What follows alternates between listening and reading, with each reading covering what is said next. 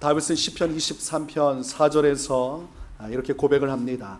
내가 사망의 음침한 골짜기로 다닐지라도 해를 두려워하지 않을 것은 주께서 나와 함께 하심이라. 주의 지팡이와 막대기가 나를 안위하시나이다. 어려움의 순간들, 어려움의 시간들이 다윗에게 있었음을 고백을 하고 있습니다. 그것을 다윗은 사망의 음침한 골짜기를 걸어가는 것이라고 표현을 하고 있습니다. 죽을 것만 같은 순간들, 다 포기하고 싶은 시간들, 그런 고통의 시간들이 다윗에게 있었다는 것입니다. 어두운 터널과 같은 아무것도 보이지 않는 희망조차 찾을 수 없는 그런 사망의 음침한 골짜기가 다윗의 인생 가운데 있었습니다. 이스라엘의 초대 왕인 사울이 다윗 하나를 죽이기 위해서 10여 년을 쫓아다닌 그 세월들이 다윗에게 있어서는 사망의 음침한 골짜기를 다니는 시간이었습니다. 국내에서 아무리 돌아다녀도 숨을 곳 없을 정도로 사울이 계속해서 집요하게 쫓아오고, 다윗뿐만이 아니라 다윗에게 속한 자들을 다 죽이기 위해서 엄청난 공격을 갑니다. 어디를 가든 그 뒤를 쫓아오니 얼마나 불안합니까? 그래서 성경 말씀을 보면 다윗이 이스라엘 지역에서 숨어 있을 곳이 없어서 나중에는 블레셋 지역 타국 나라로 들어가서, 이스라엘에게는 원수와 같은 블레셋이지만 다윗과 그를 따르는 백성들을 살리기 위해서는, 자신의 가족들을 살리기 위해서는 어쩔 수 없이 블레셋으로 들어가야만 했습니다. 그곳에서 숨어 지내면서 목숨만을 부지하는 하루하루가 지나갔습니다. 자신의 고향을 떠나고 나라를 떠나서 원수의 나라 타국에 숨어 있는 다윗이 그 속에서 무슨 희망을 가지고 있겠습니까? 사울은 강건하고 그의 나라는 권세는 튼튼하니 무너지지 않을 사울의 영광을 보면서 나는 언제쯤 고국으로 돌아갈 수 있을까? 그리고 하나님께서 말씀하신 사무엘 선지자를 통해서 약속하신 내가 이스라엘의 왕이 되리란 말씀이 어떻게 성취가 될 수 있을까? 도저히 가늠할 수 없는 환경이었습니다. 그런데 우리가 성경 말씀을 보면 다윗의 인생 가운데 하나님은 놀라운 일을 이루십니다. 도저히 구원의 방도가 없어 보이고 왕이 될 방도조차 없었지만 하나님께서 그 길을 여시고 그 길을 하나님께서 확정을 해주십니다. 하나님께서 심판하사 사울과 그의 세 아들을 블레셋과의 전투에서 죽게 하십니다. 그날 한날 한시에 그 세 아들과 사울이 죽었어요. 그리고 남은 하나의 아들이 있었는데 이스보셋이었습니다. 그런데 이스보셋이 죽지 않고 살아 있어서 자신의 아버지 사울이 가지고 있는 권세를 그대로 이어받아서 왕권을 유지합니다. 그러니까 이런 상태를 보면 다윗에게는 희망이 있을 것도 같다가 없어진 것이죠. 왜냐하면 사울의 아들이 명맥을 이어서 왕권을 가지고 있었기 때문입니다. 한창 때에 아버지의 위세를 얻고 왕이 됐는데 도대체 다윗의 자리가 어디 있을 수 있습니까? 그런데 성경 말씀을 보면 하나님께서 이스보셋조차도 결국은 부하들의 반역으로 인해 죽게 하십니다. 그러므로 다윗이 손을 대지도 않고 하나님의 섭리 속에서 원수들은 멸절되고 자연스럽게 유다의 왕이 되었다가 그 다음엔 이스라엘의 왕의 등극을 하게 됩니다. 이것이 하나님의 신묘막측한 섭리의 손길이었습니다. 사무엘하 5장 1절에서 3절 말씀을 보면 다윗이 이스라엘의 왕이 되는 그 광경을 기록을 합니다. 이스라엘 모든 지파가 헤브론에 이르러 다윗에게 나와 이르되 보소서 우리는 왕의 한 고륙이니이다. 전에 곧 사울이 우리의 왕이 되었을 때에도 이스라엘을 거느려 출입하게 하신 분은 왕이시었고 여호와께서도 왕에게 말씀하시기를 내가 내 백성 이스라엘의 목자가 되며 내가 이스라엘의 주권자가 되리라 하셨나이다 하니라. 이에 이스라엘 모든 장로가 헤브론에 이르러 왕에게 나오매 다윗 왕이 헤브론에서 여호와 앞에 그들과 언약을 맺음에 그들이 다윗에게 기름을 부어 이스라엘 왕으로 삼으니라. 유다의 왕으로 있던 다윗이 이스라엘 전체 지파를 총괄하는 12지파의 온전한 통합 왕의 자리에 오르게 되는 것입니다. 다윗은 33세 나이에 온 유다와 이스라엘을 다스리는 왕이 되었고 이후로 40년간 통치를 하게 됩니다. 그리고 하나님께서는 다윗의 왕권과 그의 통치를 점점 더 강하게 하여 주십니다. 사무엘하 5장 10절 만군의 하나님 여호와께서 함께 계시니 다윗이 점점 강성하여 가니라고 말씀하고 있습니다. 10여 년 전만 해도 사울 왕에게 목숨을 위협받으며 도망자 신세로 살았어요. 타국에서 나그네 신세로 살았습니다. 그러나 시간이 흐르고 보니 하나님의 놀라운 손길이 다윗을 온 유다와 이스라엘의 왕이 되게 하신 것을 우리가 말씀을 통해서 보게 되는 것이죠. 사망의 음침한 골짜기로 걸어가던 그의 인생 속에 하나님께서 함께 하사 그를 지키시고 인도하셨음을 우리가 살필 수가 있는 것입니다. 창세기 22장의 말씀을 보면 하나님께서 아브라함에게 나타나시고 그에게 명령을 내리십니다. 그런데 그 명령은 아브라함으로서는 받아들일 수 없는 명령이었습니다. 바로 아브라함이 100세에 얻은 독자 이삭을 하나님께 번제로 바치라는 것이었습니다. 번제로 바친다는 것은 헌신된 하나님의 사람으로 세우라는 것이 아닙니다. 그게 무언가 사명을 맡겨서 정말 번제물과 같이 열정적인 인물이 되게 하라는 것이 아니라 말 그대로 아들을 죽여서 배를 가르고 장기를 다 꺼내어서 그를 짐승으로 번제를 드리듯 하나님 앞에 태워서 그 향기를 올려드리라는 것이었습니다. 그러므로 아브라함으로서는 받아들일 수 없는 일이죠. 사람으로 번제하라고 해도 어려운 것인데 자신이 100세에 낳은 아들, 자신의 유일한 핏줄인 이 아브라함의 아들 이삭, 하나님의 약속으로 받은 아들, 이 약속의 아들을 저버릴 수는 없는 것입니다. 그러나 하나님께서 말씀하신 대로 아브라함이 순종을 하게 되죠. 이 약속의 아들을 데리고 모리아 땅으로 가서 그곳에서 아들을 묶어서 칼로 죽이려고 할 때, 여러분 그 다음 이야기를 아십니까? 하나님께서 어떻게 하십니까? 막으시죠. 이거 잘 들으셔야 됩니다. 안 그러면 오해를 하실 수가 있어요. 이삭은 죽지 않았죠. 하나님께서 하지 말라고 막으셨어요.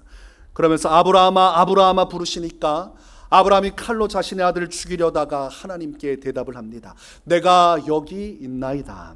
그때 하나님께서 그 아이에게 내 손을 대지 말라. 그에게 아무 일도 하지 말라. 내가 내 아들 내 독자까지도 내게 아끼지 아니하였으니 내가 이제야 내가 하나님을 경외하는 줄을 아노라 말씀하셨습니다.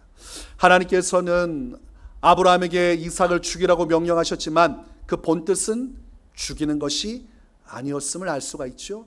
하나님께서 시험해 보신 것입니다.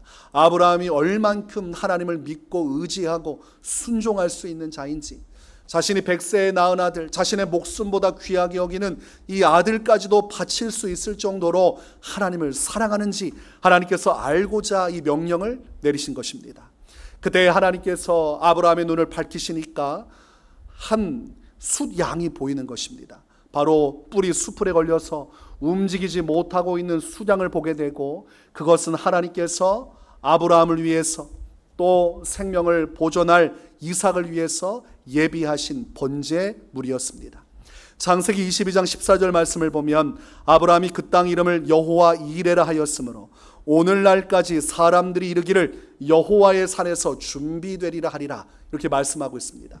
아브라함이 신앙 고백을 하는 것이죠. 하나님께서 이삭을 대신할 번제물 수량을 이 산에 준비해 두셨도다. 그러므로 하나님은 여호와 이레 하나님, 나의 미래를 여시고 미래를 준비하신 하나님, 그분은 모든 계획을 가지고 철저히 준비하심으로 나의 인생을 가장 선한 길로 이끌어 가시는 분이심을 고백을 한 것입니다. 우리가 성경에서 계시하는 하나님은 여호와 이레 하나님, 준비하시는 하나님이십니다. 하나님께서 아브라함에게 그를 위해서, 이삭을 위해서 수장을 준비하신 것처럼 우리 인생 가운데 하나님은 모든 것을 다 준비하고 계십니다. 다윗의 인생을 우리가 왜 살펴보았습니까? 하나님은 다윗에게 기름을 부으시고 장차 그가 유다와 이스라엘의 왕이 될 것을 미리 준비하신 것이죠. 그래서 고난 속에 몰아세웠지만 하나님은 계획이 있었어요. 그 오랜 고난 속에서 사망의 음침한 골짜기를 다니면서도 하나님만을 전적으로 의지하여 믿음이 견고해지길 원하셨고, 향후에 그를 온 유다와 이스라엘의 왕으로 삼으실 계획이 있었고, 그것을 주님은 완전히 이루신 것입니다. 그러므로 아브라함에게 뿐만이 아니라 다윗에게 있어서도 하나님은 여호와 이레 하나님, 준비하신 하나님, 그의 인생의 앞길을 예비하시고 가장 아름다운 길로 이끌어 가신 하나님이 되어 주신 것입니다. 또한 그 하나님은 누구의 하나님이 되십니까? 나의 하나님이죠. 예수님께서 마리아에게 무엇이라 말씀합니까? 부활하신 이후에 나의 하나님 곧 너희 하나님, 나의 아버지 곧 너희 아버지께로 내가 간다고 말씀하셨어요. 그러므로 성경에서 말씀하고 기록하는 하나님은 아브라함의 하나님, 다윗의 하나님으로 끝나지 않고 결론적으로는 나의 하나님으로 끝나야 그 말씀이 살아있는 말씀이 되는 것입니다. 다윗이 만난 그 하나님이 나의 하나님이고, 아브라함이 만난 하나님이 나의 하나님이고, 이 말세의 시대를 살아가는 우리의 하나님이 되심으로 하나님께서 아브라함을 위해서 미래적인 것을 예비하고 준비하셨다면, 다윗의 인생 속에 왕이 될 것을 미리 준비하시고 예비하시고 그 길로 인도하셨다면, 오늘날 우리의 인생도 하나님은 준비하시고 그 길로 인도해 가시는 것입니다. 그러므로 오늘 본문에서는 그 하나님에 대해서 말씀합니다. 여호와의 말씀이니라 너희를 향한 나의 생각을 내가 아나니 평안이요 재앙이 아니니라. 너희에게 미래와 희망을 주는 것이니라. 하나님께서 본심을 이야기하신 것이죠. 이 본심이 아브라함에게 나타난 것이고, 이 본심이 다윗에게 나타난 것이고, 이 본심이 이스라엘 백성에게 지금 선포되고 있는 것입니다. 나는 너희의 미래가 재앙으로 가득 차기를 원치 않는 하나님이다. 내가 너에게 주고자 하는 것은 평안이고, 내가 너에게 주고자 하는 것은 미래적인 희망의 일들이다. 너희가 멸망하고 망하고 죽고 인생의 재앙으로 떨어지는 것은 내가 원하는 바가 아니다. 그렇게 분명하게 주님은 자신의 본뜻을 이야기해 주셨습니다. 하나님께서 우리의 미래를 준비하시고 예비하시고, 이 예레미야 말씀처럼 미래의 희망찬 길을 우리에게 이끌어 가시는 분이신 것을 성경은 아주 분명하게 말씀하는 것입니다. 그렇다면 왜 하나님께서는 우리에게 이렇게까지 해주시는가? 왜 이 죄인 덩어리인 우리, 아무런 하나님 앞에 자랑할 것이 없는 우리를 위해서 우리의 미래까지도 준비하시고 가장 아름다운 희망의 미래로 우리를 인도해 가시는가? 성경 말씀을 보면 우리는 그 이유를 알 수 있습니다. 우리가 하나님 앞에서 너무나도 소중한 존재이기 때문이요, 하나님께서 그만큼 우리를 사랑하시기 때문입니다. 하나님의 준비하심과 예비하심, 그분의 인도하심을 설명할 길은 사랑이라는 단어밖에 없습니다. 그래서 성경 말씀을 깊이 파헤치면 하나님의 본심, 사랑이 나옵니다. 하나님께서 야곱을 사랑하시고, 하나님께서 이스라엘을 사랑하시고, 하나님께서 예수 그리스도를 통해 구속받은 그의 자녀들을 사랑하시기에 하나님은 그 자녀들을 위한 미래적인 희망의 일들을 예비하시고 준비하는 것이죠. 부모가 자식을 사랑하면 그 자녀를 위해 미래적인 것을 준비하고 싶습니다. 자녀를 위해서 필요하다면 저축을 해놓고, 자녀의 나중을 위해서, 결혼할 때를 위해서 얼마간이라도 모아두고 준비하게 돼 있어요. 태어나지 않은 아이지만 아직 성별을 모를 때도 두 가지로 나누어서 여아일 때 남아일 때 다 준비하죠. 그 준비하는 이유가 무엇입니까? 소중하고 그만큼 사랑하기 때문입니다.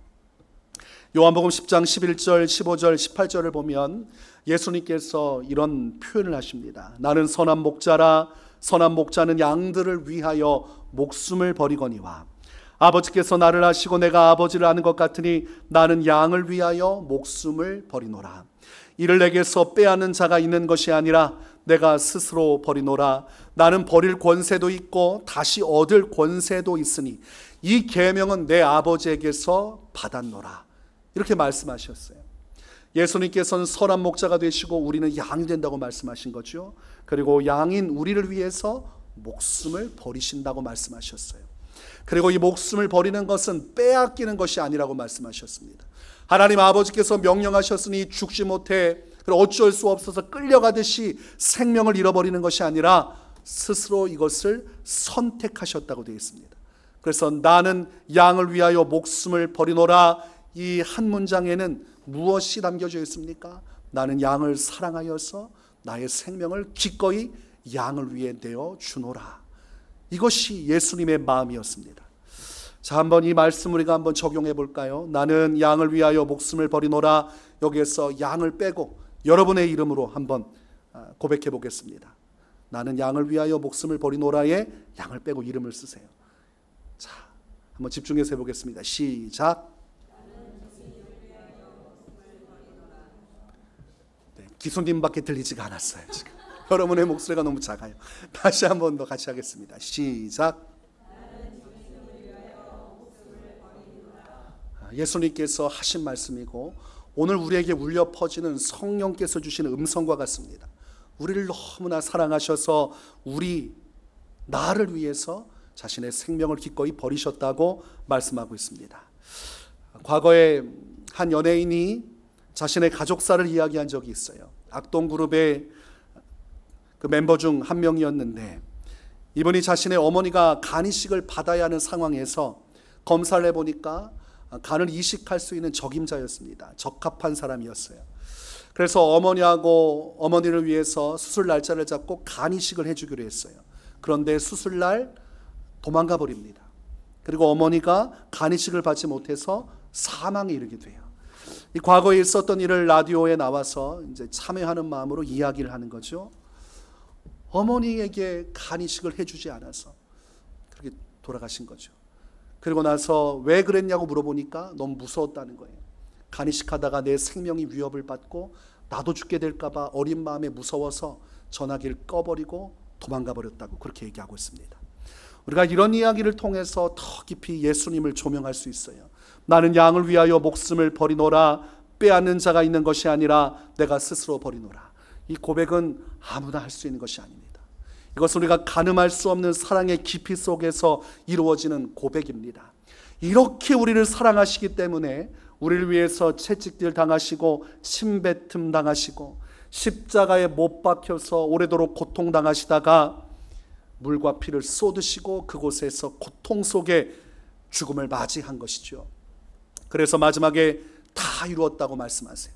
다 이루었다는 것은 내가 양들을 위해 해야 할 나의 모든 속죄의 일들을 다 완료했다는 우리를 향하신 말씀입니다. 내가 다 이루었어. 너희를 위한 완벽한 속죄를 이루었으니 너희 이제 영원한 생명이 이룰 수 있게 되었다고 말씀하시는 것입니다. 요한복음 19장 30절, 예수께서 신포도주를 받으신 후에 이르시되 다 이루었다 하시고 머리를 숙이니 영원히 떠나가시니라. 예수님께서 죽으셨어요.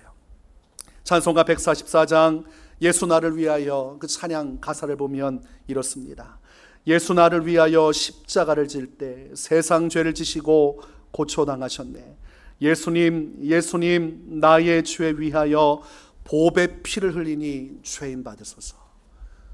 우리가 이 깨달음을 가지면 우리가 세상 속에서 우리 목숨 쉽게 끊을 수 없어요. 많은 사람들이 세상 속에서 절망하고 어려운 위기가 찾아오면 자기의 목숨을 끊습니다. 극단적인 선택을 합니다. 그러나 예수 그리스도께서 나를 위해 십자가에서 죽으시고 그 보배로운 피를 흘리셨음을 믿는 성도는 절대로 포기하며 인생 낙심해서 살아갈 수 없어요. 그분이 이토록 나를 사랑하셨고 이토록 나를 위해 모든 것을 쏟아내실 정도로 사랑하고 계시기에 우리는 오늘을 살아갈 수 있는 힘을 얻을 수 있는 것입니다.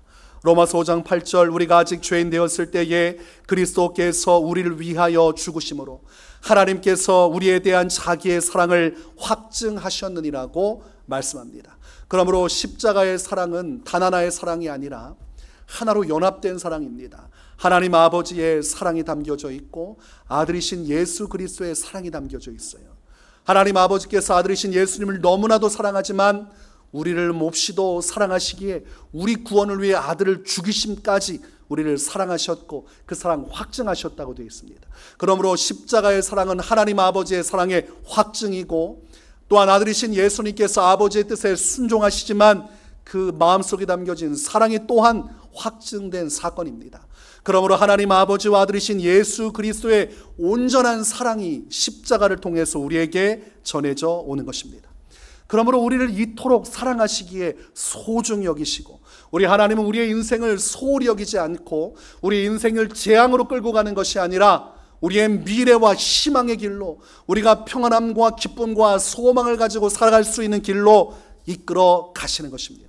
그러므로 오늘날에도 하나님은 우리의 여호와 일의 하나님이시고 사랑 속에서 우리의 미래를 준비하시고 하나님은 반드시 그 길로 우리를 이끌어 가실 것입니다.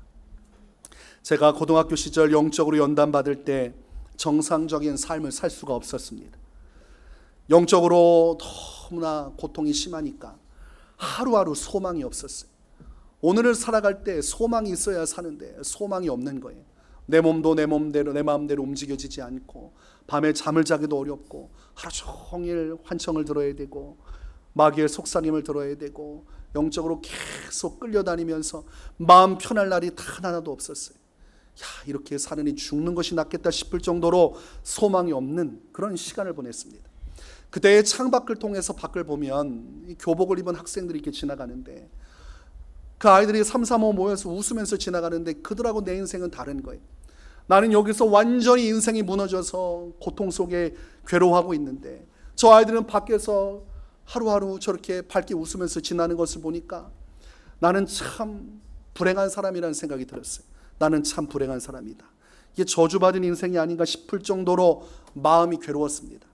그런 시간 속에서 가족들이 기도해 주면서 들려준 이야기가 있어요. 그게 무엇이냐면 너는 나사로야 이렇게 얘기를 해주는 거예요.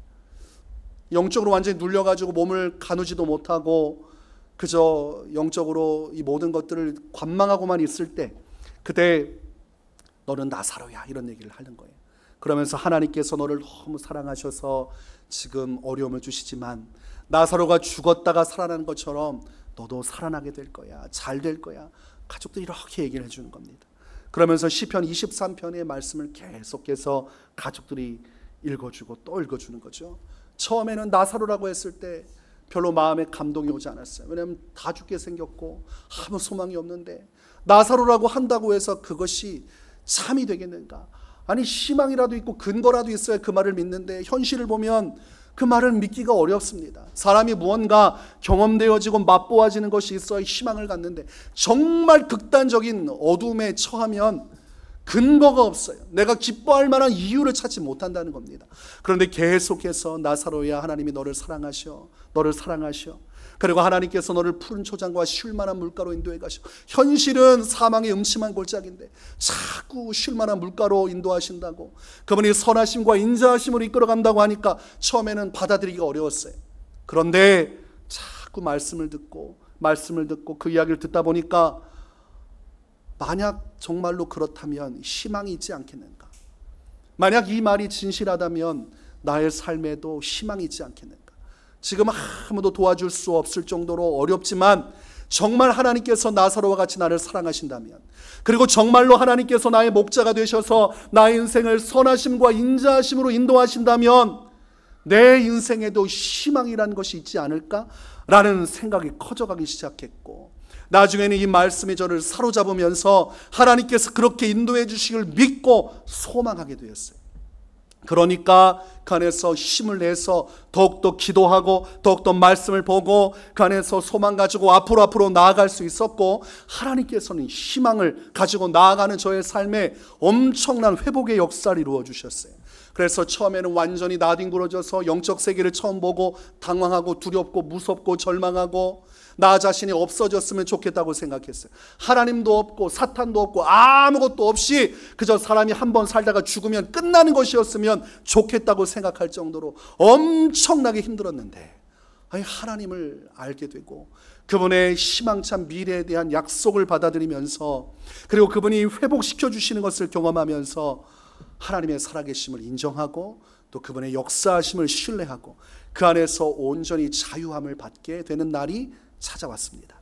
고3 돼서 인간관계도 다 망가져서 어디부터 어떻게 해결해야 될지 모를 정도로, 반 아이들을 볼 때는 이상한 아이죠. 학교 와서 이상한 행동을 하고 또 학교에서 또 한 달간 사라져서 어디 병원에 갔다는 얘기는 있는데 도저히 알 수도 없고, 갔다 왔더니 애가 반쪽이 돼가지고, 근데 금식하면서 살이 너무 많이 빠져가지고 반에 돌아왔는데 아이들이 저를 알아본 친구가 아무도 없었어요. 제가 저를 설명하니까 그때 아이들이 알아보더라고요. 그럴 정도로 이상한 애였는데 하나님께서 고3 그 시간 속에서 관계가 다 회복하게 해주셨어요. 아이들과의 관계도 너무 좋고, 아이들도 옛날에 있었던 얘기를 안 해요. 미안하니까. 저를 사랑하는 마음에 있었던 얘기 안 하고 다 사랑해주고, 학교 선생님들도 너는 훌륭한 목사님 될 것이다. 체육 선생님이 그렇게 저를 지지해줬어요. 왜 저를 그렇게 좋아했는지 모르겠는데 밤에 늦게 돌아와서 다 이렇게 엉덩이를 맞고 있는데 자력습 시간 늦었다는 거죠. 저는 그냥 들어가라고 하더라고요. 내가 너는 믿는다. 뭘 믿는지 모르겠지만 그때 참 많이 사랑을 받았던 기억이 나요. 그리고 신학교에 들어가게 됐고, 하나님께서 고등학교 때 공부조차 할 수 없는 상황이었는데 신학교로 갈 수 있도록 공부하게 하시고 또 길을 여셔서 가게 됐어요. 갔는데 그곳에서 정말 좋은 사람들을 만났고 엄청난 사랑을 받았습니다. 내가 이렇게 많이 사랑을 받아도 되는가? 그래서 제가 학교를 지나갈 때면 모르는 사람이 없을 정도로 많은 사람들과 교제하고 사랑을 받고 관심을 받았습니다. 그러면서 제가 그때 깨달은 것이 이 여호와 일에 준비하신 하나님이십니다. 비록 고난과 어둠의 시간이 있었지만 그때 이미 하나님은 나의 미래를 준비하고 계셨구나. 장차 내가 이룰 이 아름다운 평안의 날, 위로의 날을 보시고 나를 연단하사 또 그 안에서 아름다운 믿음의 역사, 또 회개하여 주의 종이 되게 하시고 그 안에서 하나님과 동행하는 길로 여기까지 나를 하나님께서 준비하시고 인도하셨구나. 그걸 깨달으니까 지금 그 현장에서 느끼는 그 기쁨을 말도 못할 거니와 미래에 대한 두려움이 사라졌습니다. 하나님께서 여호와 이레로 준비하시고 여기 인도하셨다면 또 다른 나의 미래도 주님께서 예비하시고 준비하시고 이끌어 가시지 않겠는가? 지금 아무것도 보이지 않고 지금 어떤 것도 기댈 만한 상황이 아니어도 그 하나님이 신실하심으로 또한 그 일을 이루시지 않으시겠는가? 그런 제 안에 소망이 커져갔어요. 여러분, 제가 하는 이야기는 저의 간증으로 끝나는 것이 아니죠. 곧 여러분의 이야기입니다. 왜냐하면 저의 하나님이 여러분의 하나님이고 저의 아버지가, 물론 육신의 아버지가 여러분의 아버지가 아니지만 하나님 아버지가 여러분의 아버지가 되시고 여러분을 또한 사랑하시기 때문입니다. 그러므로 여러분에게도 희망과 소망이 지금 여전히 있는 것이죠. 내가 그것을 붙잡지 못하고 인정하지 못할 뿐이지 우리 하나님께서 여러분을 위해서 지금 준비하신 희망찬 미래가 있습니다. 그걸 지금 인정하셔야 됩니다. 그걸 인정하지 않으면 사단이 들어와서 시험을 합니다. 절망을 주고 낙심을 주고 기도할 힘을 잃어버리게 만들고 찬양의 의미를 잃어버리고 예배할 가치를 떨어뜨려요. 소망이 없으면 예배할 수 없습니다. 소망이 없으면 기도할 수 없어요. 소망이 있을 때 기도하는 것이고 소망이 있을 때 찬송하고 예배하는 것이죠. 그러므로 여러분을 위한 하나님의 놀라운 준비하심의 계획이 있기에 우리 오늘도 기도하고 찬송하고 예배하며 우리가 사망의 음침한 골짜기 같은 날들이 찾아온다 할지라도 믿음의 여정을 계속할 수 있는 것입니다. 잠언 24장 16절에서는 대저 의인은 7번 넘어질지라도 다시 일어나려니와 악인은 재앙으로 말미암아 엎드러지느니라 말씀하고 있습니다. 악인들은 희망이 없어요. 악인들에게는 하나님의 심판이 기다리고 있습니다. 그러나 예수 그리스도 안에서 의롭다함을 받은 우리는, 예수님만을 전적으로 의지하고 믿고 따르는 우리는 하나님의 약속이 있습니다. 장차 이루실 영원한 천국, 그 영원한 하나님과 함께할 나라의 약속이 있고 또한 그 약속의 나라 들어가기 전에 이 땅에서 거하는 동안도 하나님께서 선하심과 인자하심으로 여호와 이레의 손길로 그 아름답고 찬란한 미래로 우리를 이끌어 가실 것이기에 우리는 넘어져도 일어날 수 있는 것입니다. 그러므로 여러분, 일어나십시오. 자리에서 일어나지 마시고 여러분의 삶에 활력을 가지고 여러분 마음속에 희망을 가지십시오. 이렇게 살다가 이렇게 끝나는 거 아닙니다. 그것은 하나님에 대한 믿음의 고백이 아니에요. 하나님께서 나를 위해 예비하신 것이 있도다. 나의 미래는 더욱더 아름답고 찬란할 것이고 하나님께서 더 큰 희망의 날들을 여실 것이고 궁극에는 저 천성에 이르러 하나님과 함께 영원히 함께하게 될 것이다. 이것이 성도가 가지고 있어야 할 희망입니다. 그리고 그때까지 우리가 주님께 희망을 가지고 살아가면 하나님은 절대로 그 손을 놓지 않으십니다. 이사야 41장 10절 두려워하지 말라 내가 너와 함께함이라 놀라지 말라 나는 네 하나님이 됨이라 내가 너를 굳세게 하리라 참으로 너를 도와주리라 참으로 나의 의로운 오른손으로 너를 붙들리라. 하나님의 약속입니다. 지금 여러분을 강하게 붙들고 있는 손이 있고 그 손은 누구의 손입니까? 이렇게 힘이 없으면 안 됩니다. 하나님, 다시 한번 묻겠습니다. 지금 여러분을 붙들고 희망찬 미래로 이끌어 가시는 분, 승리의 오른팔로 여러분을 붙들고 계신 분이 누구십니까? 더 자세하게 얘기하면 누구의 하나님이세요? 나의 하나님, 나의 하나님, 나의 하나님. 아주 중요한 것이죠. 나의 하나님. 성경 말씀에서 100명이 다 하나님 만나고 주님의 축복받아도 그 하나님이 나의 하나님이면 그 성경 말씀 아무 의미도 없고 우리에게 유익도 없는 것입니다. 나의 하나님, 나의 하나님께서 나의 인생을 여시고 희망의 길로 인도하시리라. 이 믿음이 우리에게 소망과 희망의 역사를 끊어지지 않게 하는 것입니다. 로마서 8장 28절, 우리가 알거니와 하나님을 사랑하는 자 곧 그의 뜻대로 부르심을 입은 자들에게는 모든 것이 합력하여 선을 이루느니라. 하나님이 준비하신 그곳에 도착하도록 하기 위해서 하나님은 어떻게든 우리의 삶의 것을 다 끌어모아서 선한 길로 이끌어 가시고 약속되고 계획된 그 길로 반드시 인도해 주시리라고 말씀하고 있습니다. 그러니 우리의 인생은 희망을 가질 수밖에 없죠. 여러분, 요셉이 형들에게 버림받고 노예로 팔려가게 됐습니다. 그러나 옥살이까지 하게 됐지만 하나님께서 어떻게 하셨어요? 그의 형들을 만나게 하시고 총리가 되게 하사 형들과 화목하게 하시고 기근의 날 요셉도 생존하게 하시고 요셉이 총리의 자리로 먼저 가 있으므로 형제들을 다 불러서 애굽으로 인도해서 그곳에서 기근의 때에 생명을 보존하게 하셨어요. 그때 요셉이 뭐라고 합니까? 자기를 팔아넘긴 형들을 원망하기보다 신앙 고백을 합니다. 하나님께서 우리를 구원하시기 위하여 나를 먼저 애굽 땅에 보내시기 위해 형들을 통해서 나를 팔게 하셨을 뿐이니 그 마음 두지 마십시오. 하나님께서 나를 노예로 팔려가게 했지만 총리가 되게 하시고 우리 모두를 구원해 주시지 않았습니까? 하나님의 은혜였습니다. 이것이 무엇을 말합니까? 여호와 이레를 말하는 것이죠. 하나님께서 우리를 구원하시기 위한 그분의 희망치 않은 계획과 섭리 속에 우리를 이끌어 가셨다고 고백을 하는 것입니다. 그러므로 여러분의 인생도 똑같아요. 지금 어려운 환난과 위기가 찾아온다 할지라도 그것이 하나님께서 나를 버리셨다는 증거가 될 수 없고 나의 인생 이렇게 살다가 이렇게 끝날이라는 것을 확증해 주는 것이 아닙니다. 요셉은 그 환난 속에서도 믿음으로 희망을 가지고 나아갔고 그리고 마침내 주님이 얼마나 위대한 분이신지 그분이 여호와 이레 하나님 모든 것을 준비하시고 섭리하신 분이심을 고백했다는 것이 중요합니다. 여러분은 내일이 기대가 되십니까? 기대가 안 되십니까? 여호와 이레 준비하신 하나님을 믿고 그 신앙을 간직하며 살면 내일을 기대하며 살 수 있습니다. 그러나 그 하나님에 대한 믿음을 갖지 못하면 내일 오는 것이 두렵고 내일을 거부하고 싶고 나의 존재 자체마저도 부정하게 되죠. 그러므로 여러분 오늘부터 생각을 다 바꾸십시오. 우리가 예수 그리스도 안에서 구속받고 하나님의 충만한 사랑 안에 있기 때문에 주님은 나를 위한 미래와 희망의 날들을 준비하셨습니다. 준비하셨어요. 제가 대신 말씀 전해드리는 거니까 받아들이시고 여러분을 위해 준비하셨습니다.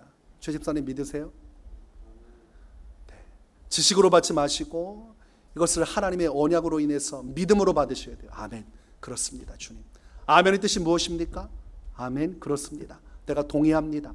그렇게 될 것입니다. 아멘으로 받으셔야 돼요. 예수 그리스도 안에서 하나님의 말씀은 살아있고 운동력이 있고 하나님의 말씀은 진리의 말씀이고 반드시 성취가 되기에 우리가 믿음의 자세로 아멘으로 받아들이면 주님은 신실하신 주님, 아브라함의 하나님 그리고 다윗의 하나님, 요셉의 하나님으로 그치지 않고 오늘 나의 하나님으로서 나의 미래 여호와 이레의 역사를 반드시 성취하실 것입니다. 내일의 희망과 소망을 가지고 우리 미래와 희망을 주신 하나님만을 믿고 따르시기를 주님의 이름으로 축원합니다.